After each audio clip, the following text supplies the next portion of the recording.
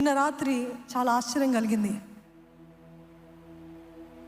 నా బిడ్డ కుమార్తె జూనియర్, నేను వాడిని పడుకోబెడుతూ నేను ఇలా ప్రిపేర్ అవుతున్నప్పుడు తను అన్నది, mummy I'm feeling like vomiting, నాకు వాంతికి వచ్చేలాగుంది అని అన్నది. ముందు కూడా ఆ మాట చెప్పినప్పుడు నేను ఏమనేదాన్ని అంటే, వెంటనే తను పాలు తాగుతుంది కాబట్టి తాగిన వెంటనే పడుకుంటే కొంచెం అలాగ ఉంటుంది కాబట్టి కొంచెం లేచి నడువు అని చెప్పాను. నడువు అని చెప్తే అలవాటు చేసుకుంది. అలా చెప్పినప్పుడు నేను అన్న కొంచెం లేచి కొద్దిసేపు నడువు అని చెప్పాను.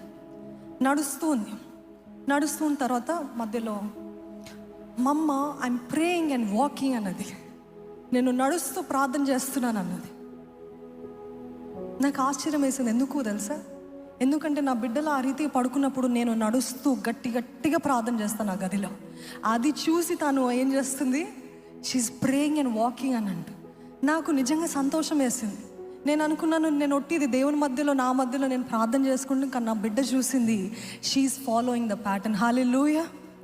The first law of education is repetition. బిడ్డలు ఏమి చూస్తారో అదే చేస్తారు. నేను చేసిన తర్వాత mama after I prayed I saw something mama అని అంటుంది. అని బెడ్ పైకి వచ్చిన తర్వాత చెప్తుంది. ఈరోజు మనం నేర్చుకోవాల్సింది ఏంటంటే, మనం చేసే ప్రతిదీ కూడా దే ఆర్ కాపీయింగ్. వారు నేర్చుకుంటున్నారు, వారు చూస్తున్నారు. కాబట్టి ఏం నేర్చుకుంటున్నాము? మీ గతంలో మీ తల్లిదండ్రులు చేసిన అదే తప్పులు, అదే జనరేషనల్ ట్రామాస్, పితృపారంపరమైన వ్యర్థ ప్రవర్తన మనకొద్దు. చెప్పండి, నాకొద్దు.